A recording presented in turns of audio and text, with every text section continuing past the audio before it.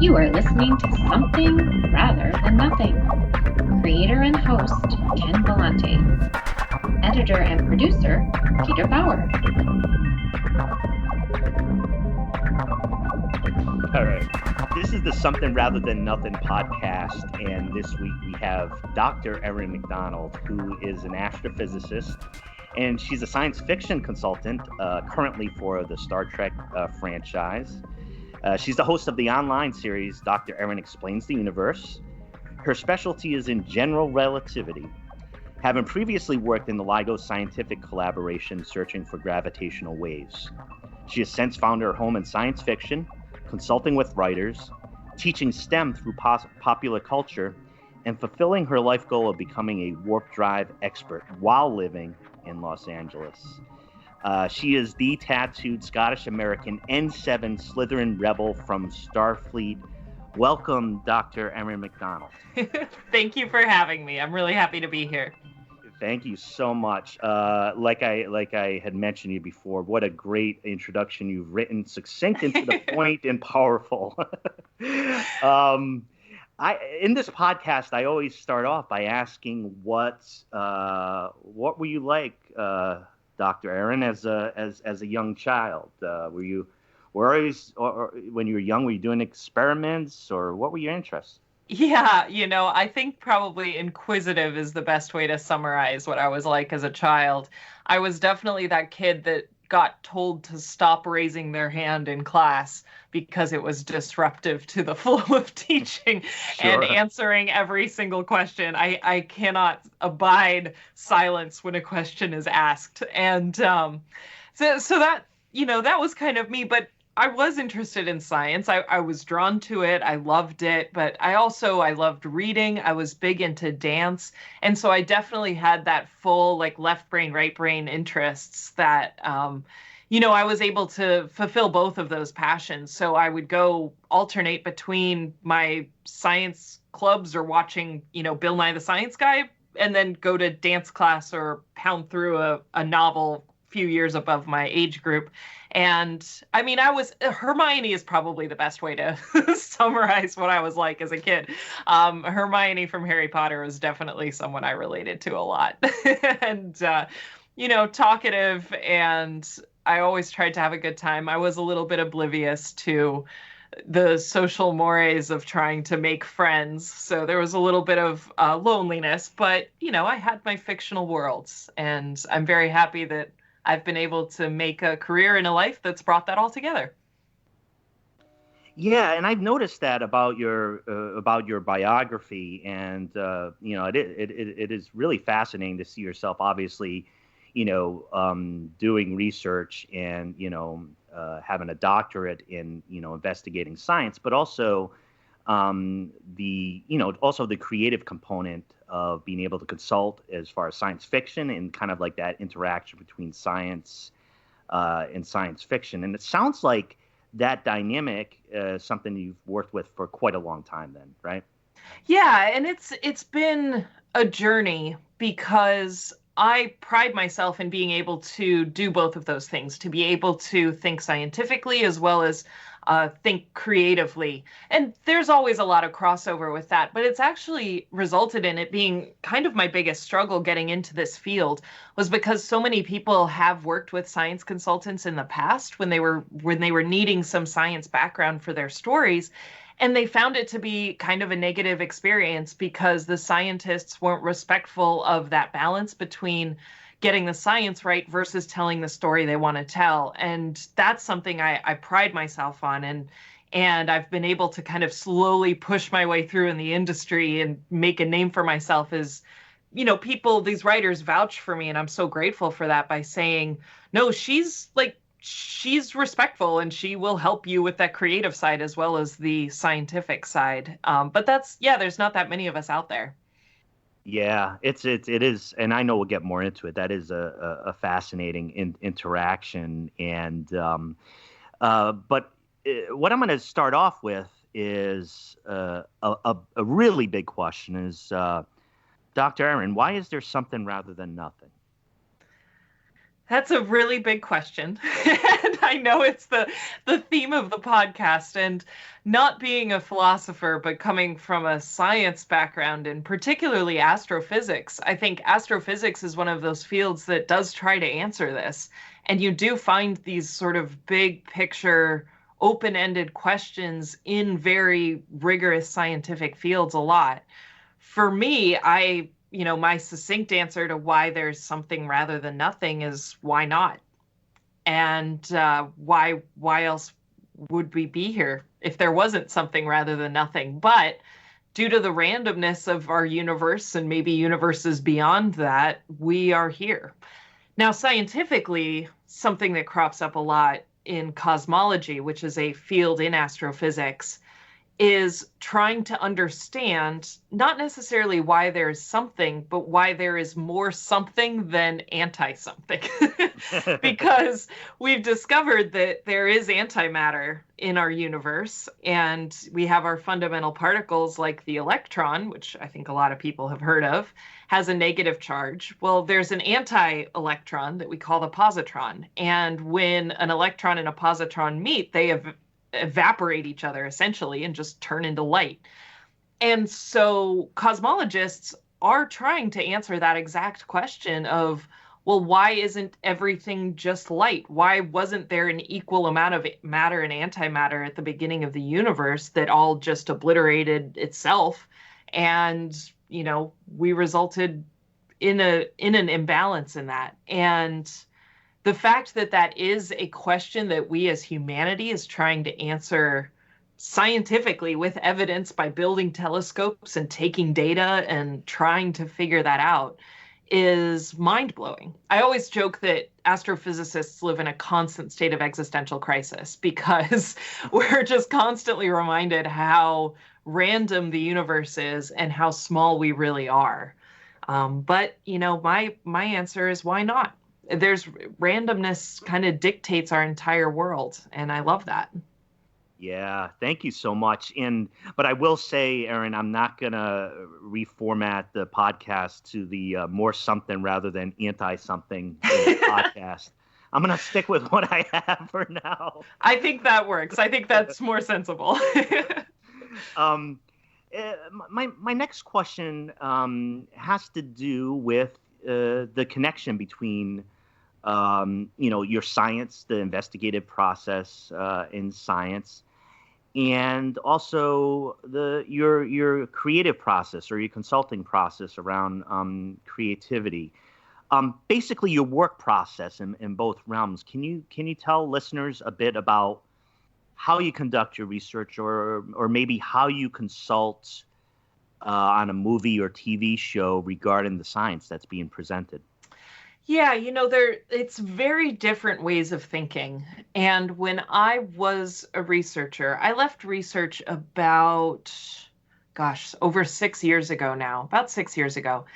And I enjoyed doing research. It's a different kind of mindset. And this is something I try to tell people, especially young people who are thinking about going into the sciences.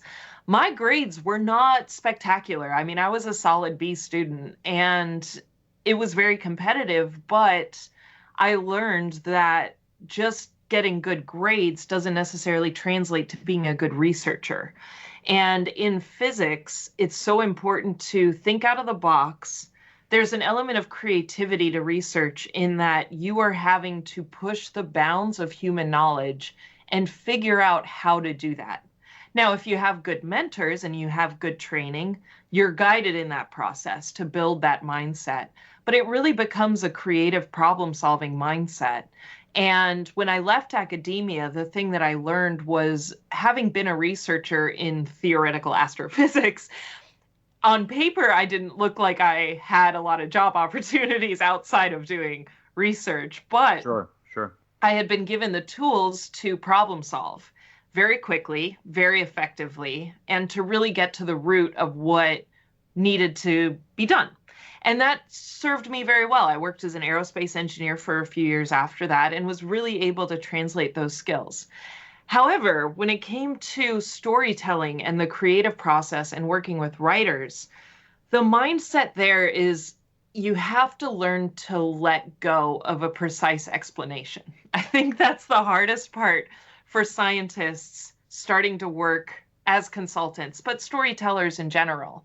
And learning that sometimes you're better off by just not explaining something than trying to explain it too well. And then it becomes burdensome in the dialogue. People start to lose interest, or you get so far down a rabbit hole that you've lost your grip on science as a whole and none of it makes any sense anymore. So you're better off just leaving it as like, this just happened. And we're not going to try to explain it because trying to is just going to get us in more trouble than just being vague about it. And that was probably the hardest thing for me that I constantly am coming up against. When a writer comes to me and says, hey, I've come up with this like cool idea for, let's say traveling between multiple universes. And I want to try to help them explain it properly.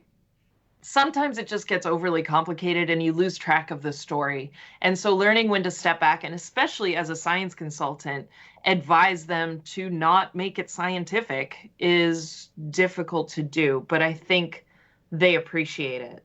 For me, now having made this transition and working as a science consultant, I have really just fallen in love with the creative process. We talked a little bit about what I was like as a kid, but another component of what I was like was I was so into movie making. I just loved movies. This was when they started releasing like double VHS sets of movies that you could see the behind the scenes stuff.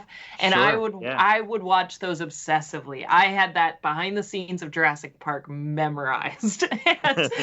and for me, being able to peel that curtain back and see how things are done has made me realize that, we all have that creative soul inside of us. And for years, I've been asked why I don't write science fiction myself. And I would respond by saying, I'm a terrible writer. Well, I was a terrible writer because I had it set in my mind that you approach writing in a certain way. And anytime I had tried to do that, it just never worked. But seeing all of these different writers and learning the medium of screenwriting, and how some people approach it like just pen to paper, let's start writing, versus others who come at it from a more, let's start with an outline, let's start, build it from the ground up. Learning all these other people's processes made it more accessible to me and made me more comfortable dabbling into it myself and starting to grow my interest in that, which has been really exciting. Yeah, and I appreciate your explanation in touching upon, the processes at play and kind of your approach and problem solving around them, right? Because you have the science part of it, you have writing, right, where you have preconceptions of how to write. But I think you probably stepped back and kind of relied a little bit on, balancing those things and using other type of skills to be able to create something, or help others create things.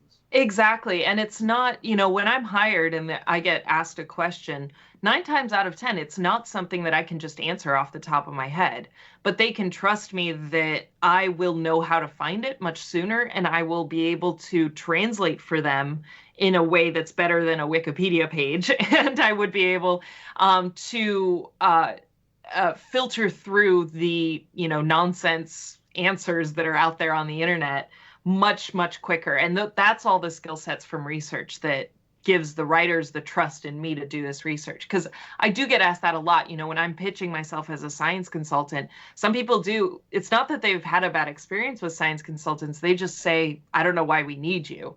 I've been able to write science fiction for a long time, and I feel like my science is really good. But the point is that it saves a lot of stress and heartache for a lot of writers by having someone that they can trust to do that quickly and accurately.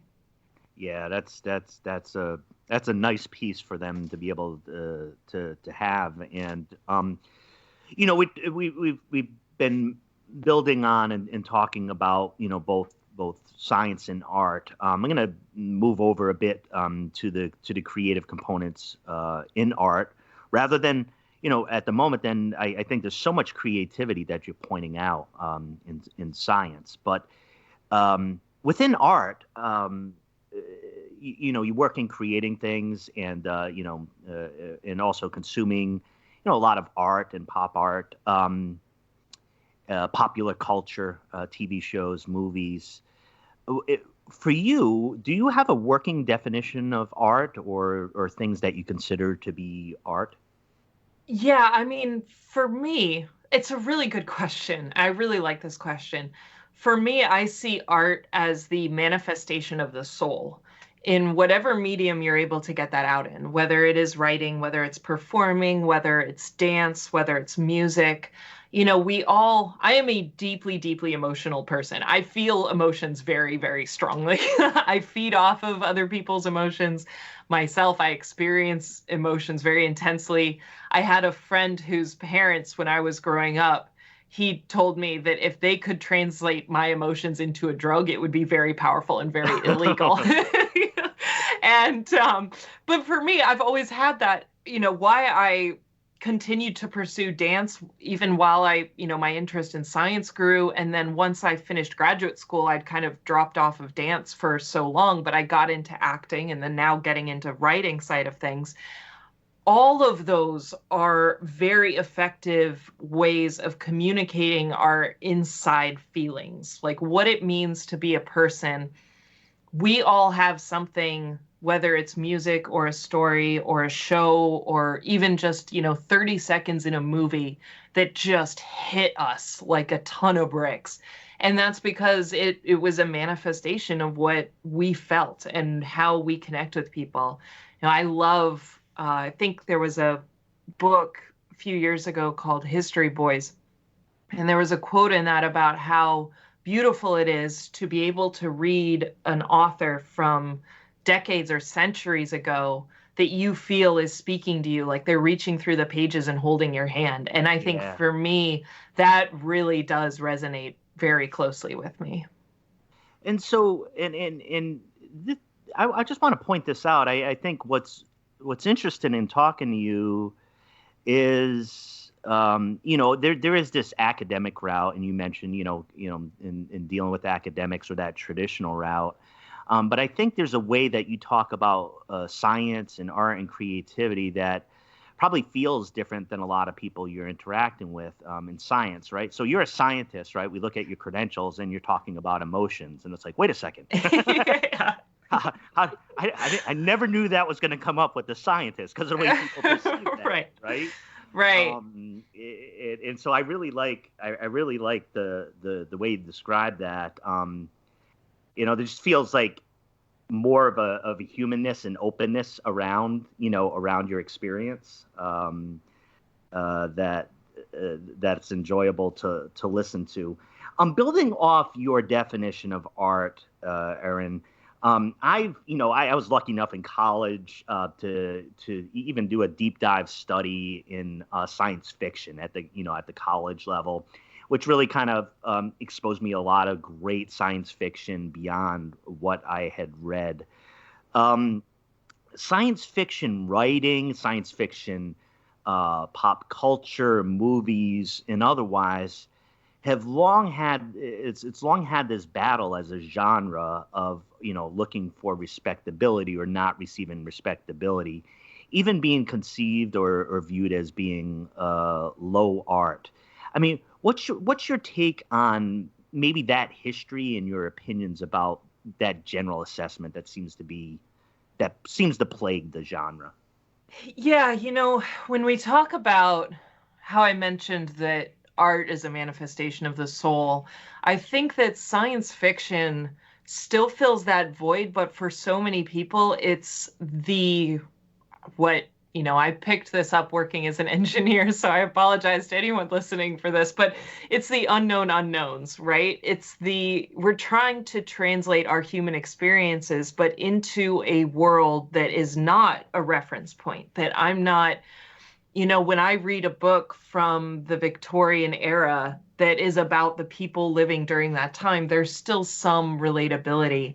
And I think science fiction is, for those of us who are science fiction fans, we do know and we do understand that it is still a medium to tell very human stories and to explore allegories and all of those things. But I think for people who have never got into science fiction, they have a harder time understanding that. And I'm speaking purely because this is how I was raised. You know, my parents, bless them, like they never got into science fiction. I didn't even watch Star Trek till I was really in college because my parents just never were science fiction fans. They were my mom's, you know, a writer, my dad's a scientist, but science fiction was never, ever, ever their genre. But my uncle Mike, who I think a lot of people would have an uncle like this.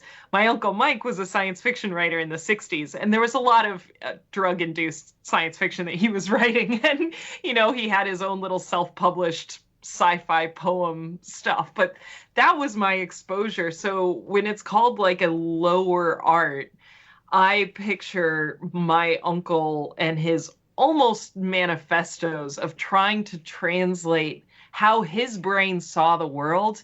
It made more sense to him to put it on other worlds, you know, and I think that a lot of people get into science fiction because of that, because they feel like they don't necessarily belong and they don't see themselves in our society.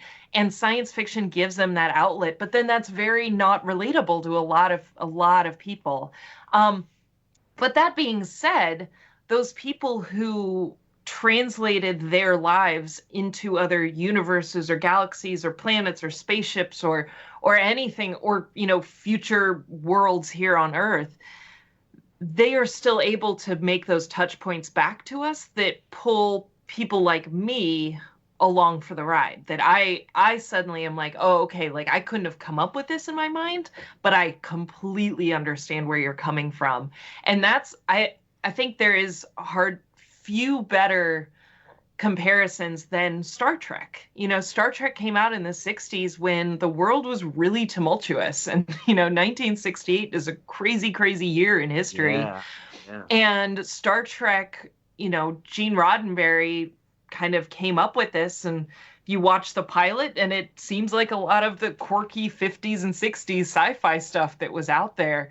But he was able to connect it so tightly to stuff that was going on in our own world that it really deeply resonated with people.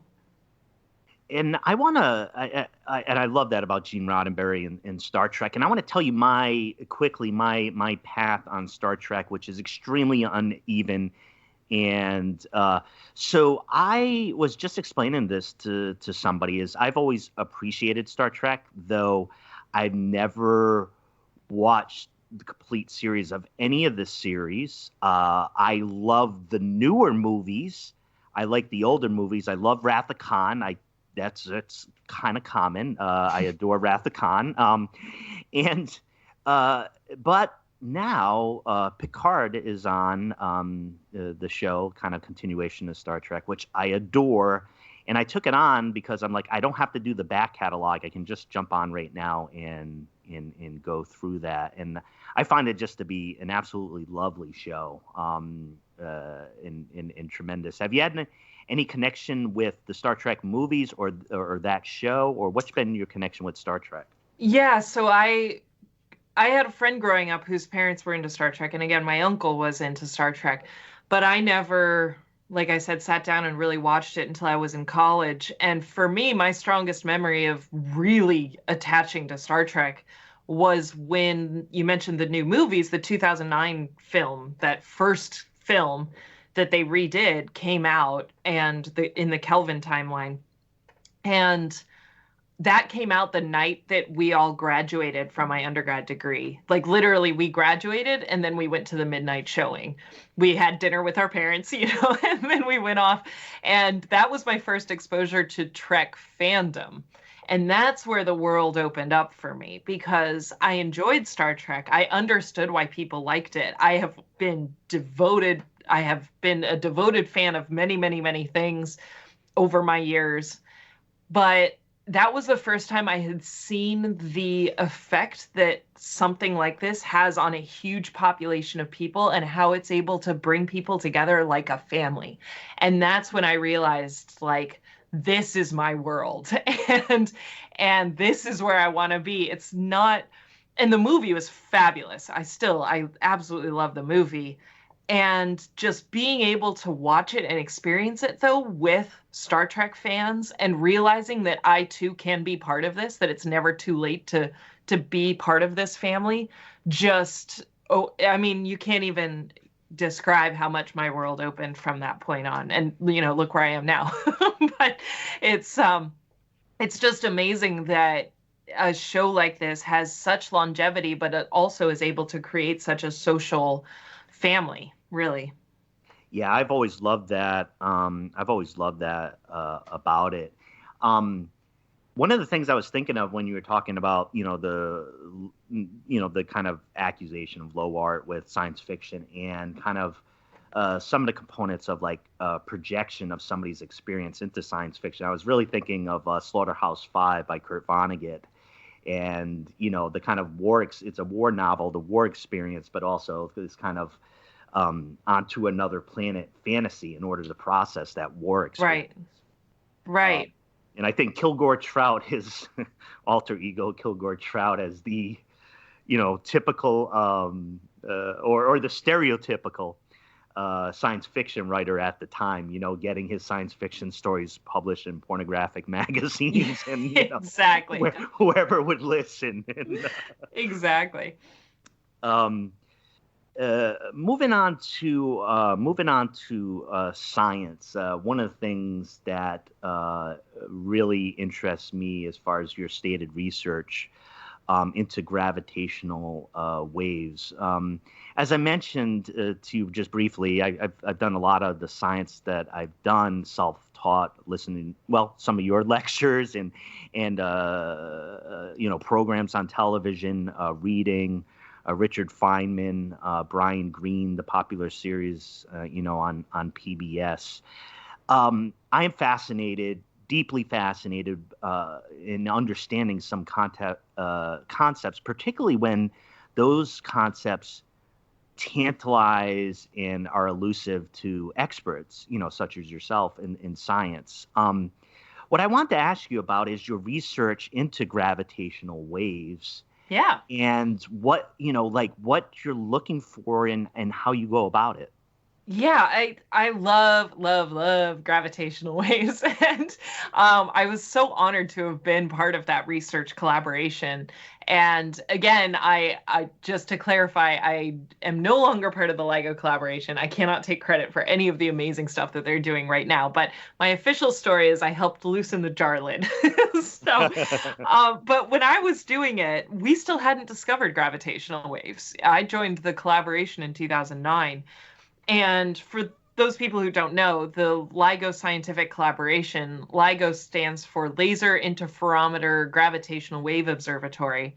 And gravitational waves are something that Einstein postulated back in, I think, 1915 as a result of his study of general relativity.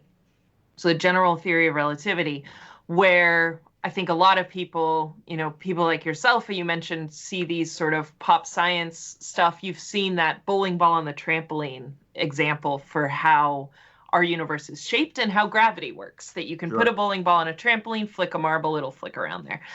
And one of the things that Einstein did is he said, okay, well, what if we change the mass? Like, what if the bowling ball explodes, or what if two bowling balls crash into each other? What if there's a change in space-time? What happens to that change? And so you do the math. This is one of the things I love about theoretical astrophysics, is you just ask this question and then you're like, to the equations, and you go. Yeah. And he took his theory of general relativity and basically added in a perturbation and said, okay, let's poke the trampoline. Let's just poke it and see what happens. And you propagate this little poke through all of the math. And what you end up with at the end is a wave equation there's a wave there that's traveling at the speed of light. And so what he realized is that when there is a disturbance to the trampoline, to this fabric of space-time, that disturbance propagates out as a wave, and that wave travels at the speed of light.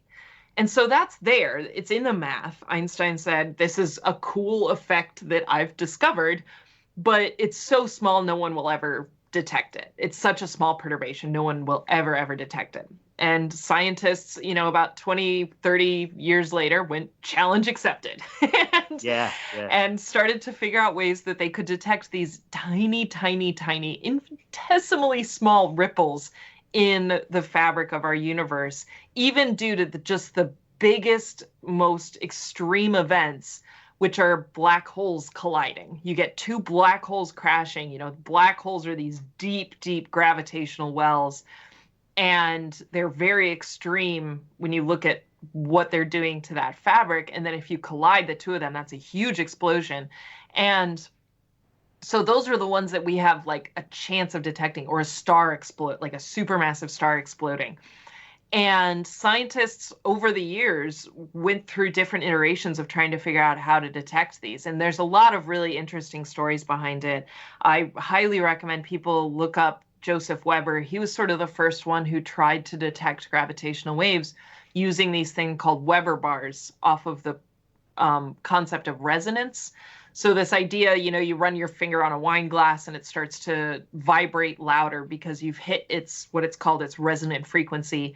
Or if you're walking on a bridge and the bridge starts to sway with every step, and every step it gets a bigger and bigger sway, that's its resonant frequency. So he thought he could build bars that when these gravitational waves pass through, it would resonate and amplify the signal so they'd be able to detect them.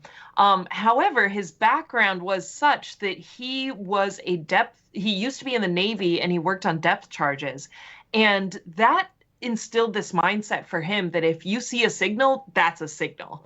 That, he wasn't trained to think necessarily scientifically, to be really rigorous and have, multiple detections of something before you declare it. He declared these detections left and right. Anyway, really interesting look into the sociology and psychology of science there. But scientists later moved on from the Weber bars because there were so many limitations to those, and developed these things called interferometers, where you split a laser beam in two, you send one arm down about 4 kilometers in one direction, another arm in another 4 kilometers at a 90-degree angle. They hit mirrors, they reflect back, the signal, the light recombines.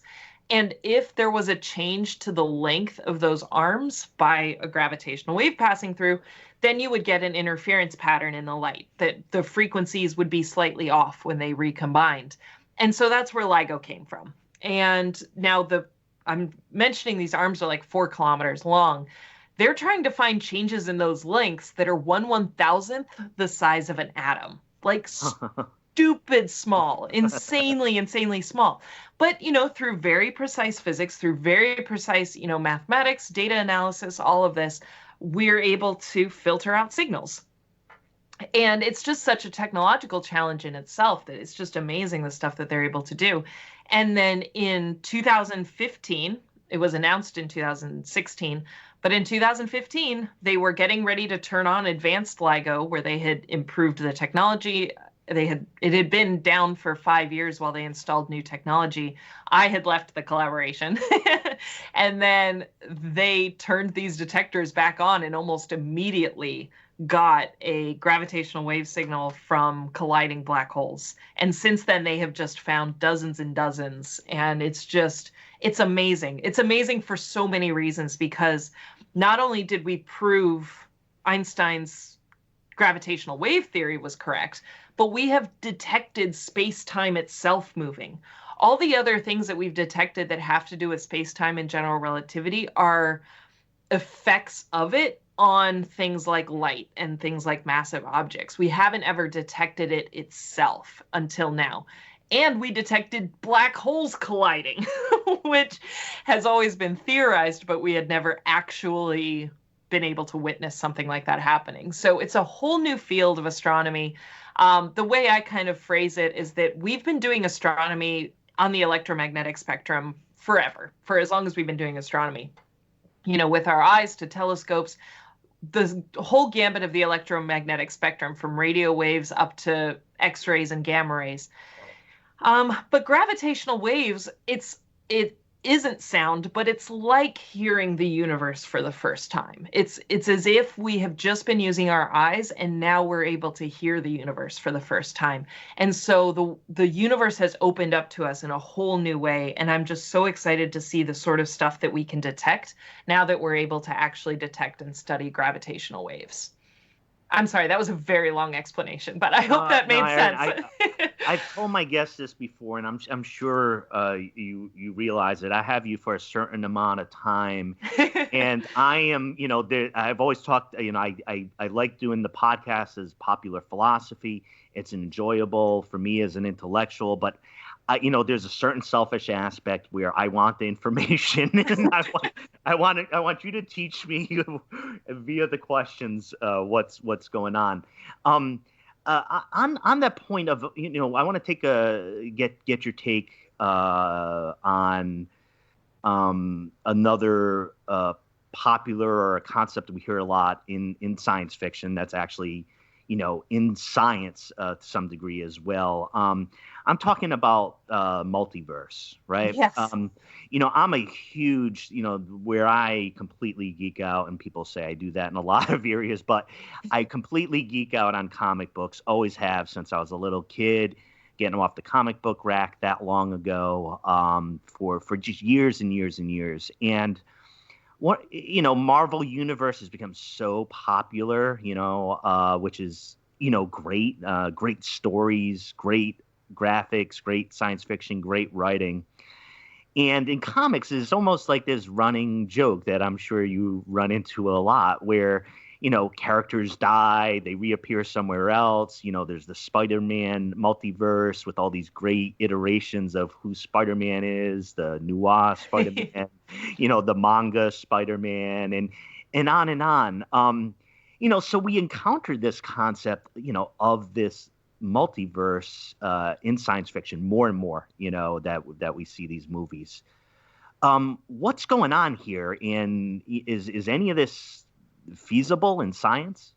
Yeah, the issue, I love multiverse theory. I'm just putting that out there. I love it. I love it. I love it. The issue scientifically with multiverse theory is that even if we are right about some of them, there's like no way we know how to test it. There's no way we could actually detect another universe.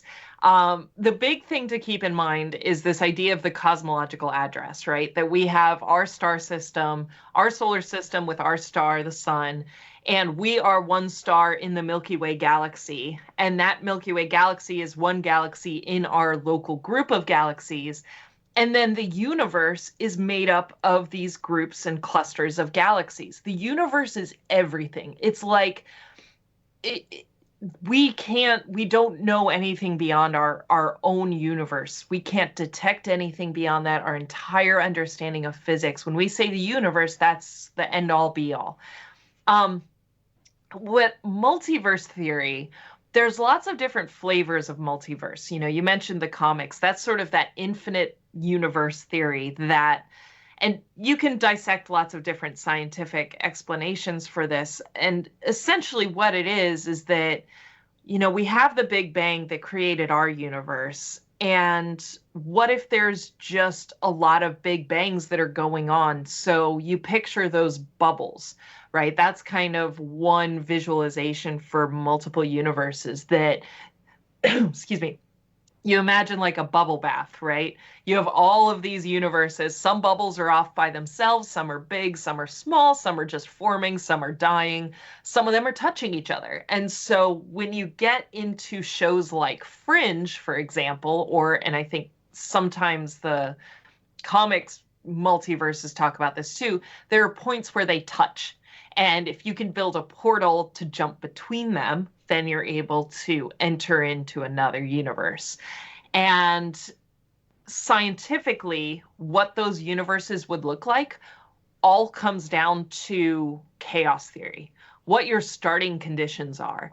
If there are even slight differences in starting conditions, that can propagate over billions of years to result in a completely different type of universe. So people who study this are looking into those different ways that our universe has changed, what's driven that change, what has resulted as we mentioned, in matter over antimatter being the most dominant, what has resulted in our galaxy clusters looking the way they do, and how much would another universe look the same way?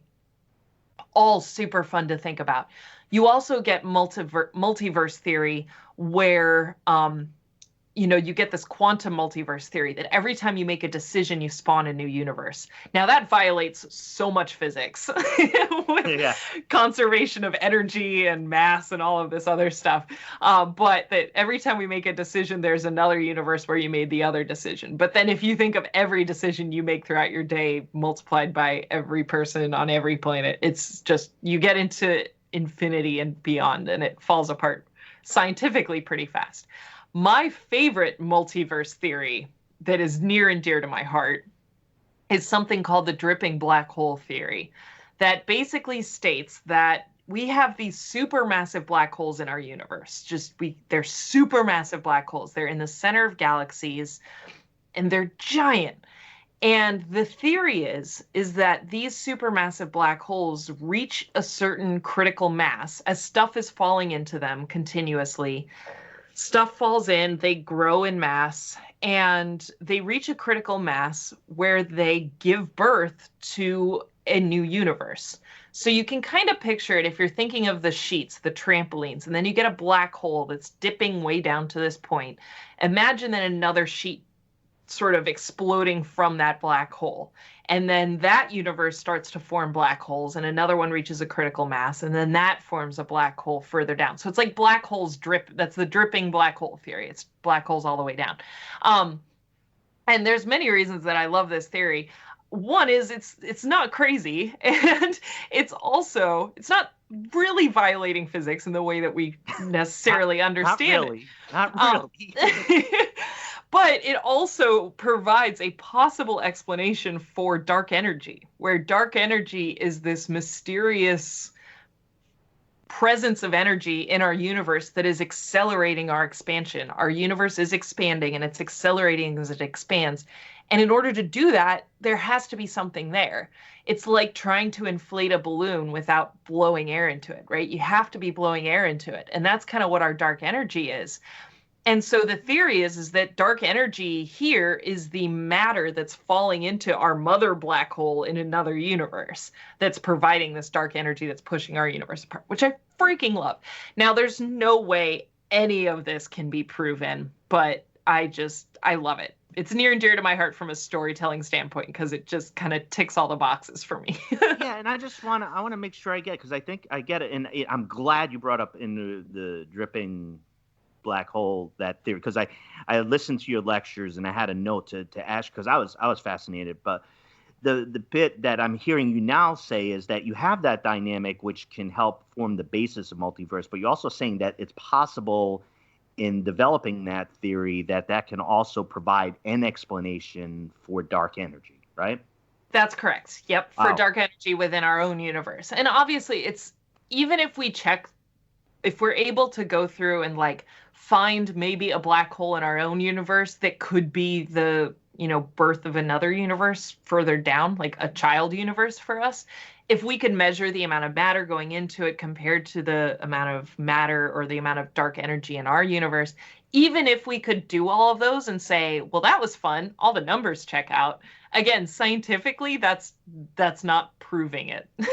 We can't claim that we've now proved other universes exist, because you need to actually detect them in order to be able to say that you did that. I mean, it's the same as Einstein's theory of general relativity, that we've called it a theory of general relativity or general theory of relativity for so long that actually now that we've detected gravitational waves, we detected space-time. So it's technically no longer a theory because we were actually able to detect it itself.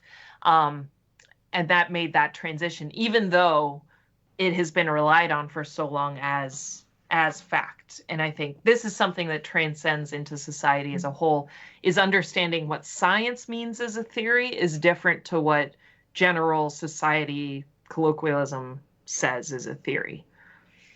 And one more big concept question for you. Actually, there's not one more. There's probably another one or two. But That's okay. all right. So take me, for example, when Back to the Future came out, I was 12 years old. So therefore, I love Back to the Future. Saw it a million times. I'm talking about time travel. I can't shake myself from the fact that the amount of times that I saw that movie and being the impressionable age of 12, there's always this like check, is it consistent with a Back to the Future understanding of time travel? If I have that for the basis of my understanding, am I in trouble, or do I have a good concept of time travel?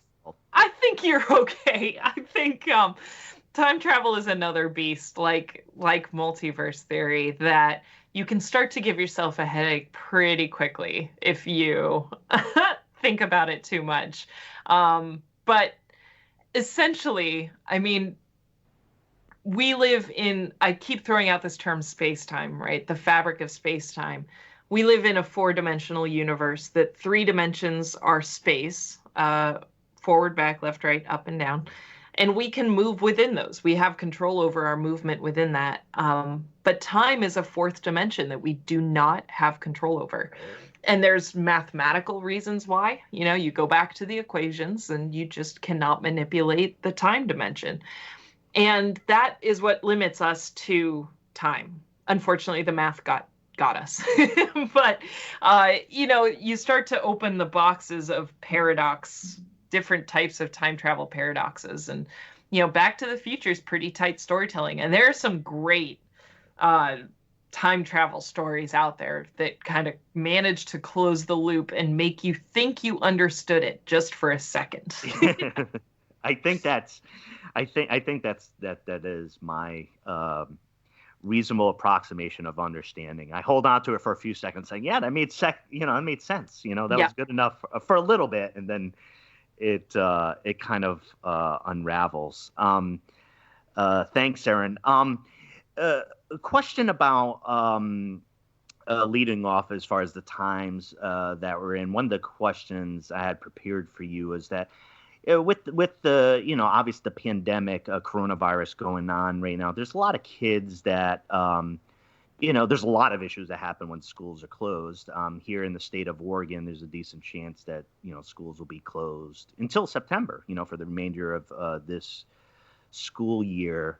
And I know myself, I've, put together for my little guy, some different, science programs and just little bits and pieces, to keep his mind active and to be exploring new ideas. Do you have any, ideas, helpful resources, for learning for kids, being able to access? I know you do you explain the universe, your show, and I certainly want you to mention that, but I just wanted to know if you had some ideas, in this realm. Yeah, one I really like, and I don't know how prevalent it is because I went to this university. I did my undergraduate there, but there's a website that is called, basically it's just called PHET, PHET. .colorado.edu, and it's from the University of Colorado, and they have many simulations that you can do from a computer. They're just like JavaScript style simulations that cover physics, chemistry, math, earth sciences, and biology. And they're all very intuitive. They're these types of interfaces where if you're learning about friction, changing the friction coefficient or changing the angle that something is sliding down, or playing with prisms, that when you don't have the resources for a lab, this is a great substitute for that. So it's phet.colorado.edu is a great one that I can highly recommend. I know there's a lot of people who are kind of turning to YouTube for resources right now, which is great. I would just caution that making sure that the people posting these YouTube channels have a background in some form of science education. Sure, yeah. Anyone can post a YouTube video. So, just take it with a grain of salt. There's some fantastic science communicators out there who are wonderful at what they do and have posted some great videos.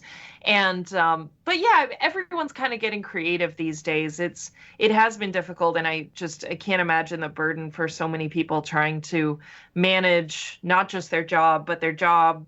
They're now homeschooling and having to do all of this in the middle of a very distressing crisis that's going on in our world right now is very, very difficult.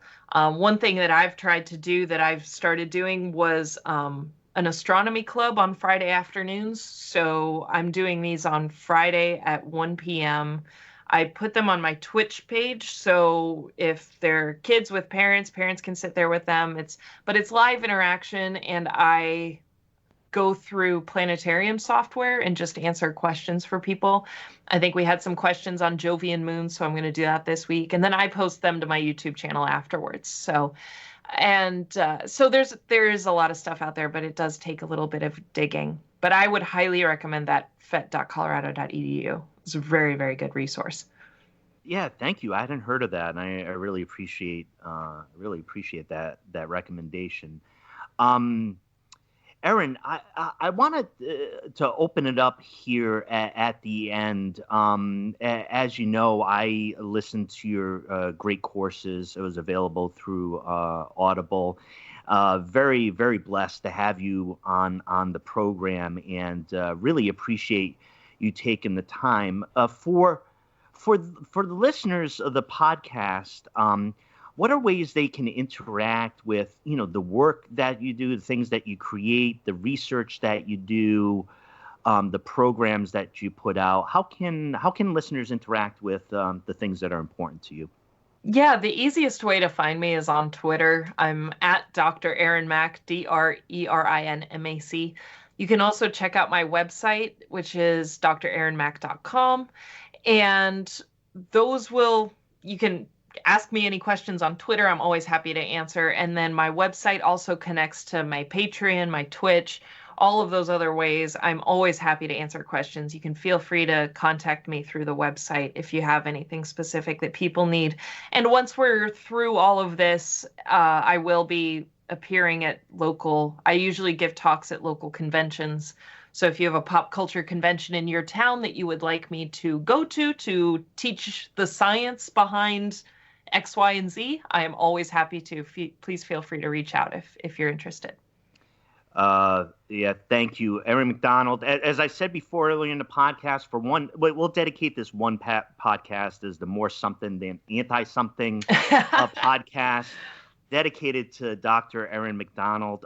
Erin, thank you so much for your time. I got to tell you, like I said, for my selfish reasons of being able to ask you some great questions about science and philosophy and art. I just want to let you know that I really appreciate your willingness to spend this time, and really appreciated you taking the time to appear on the podcast.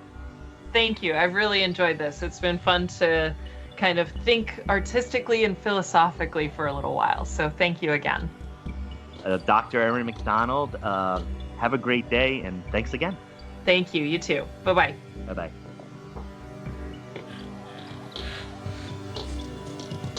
You are listening to Something Rather Than Nothing.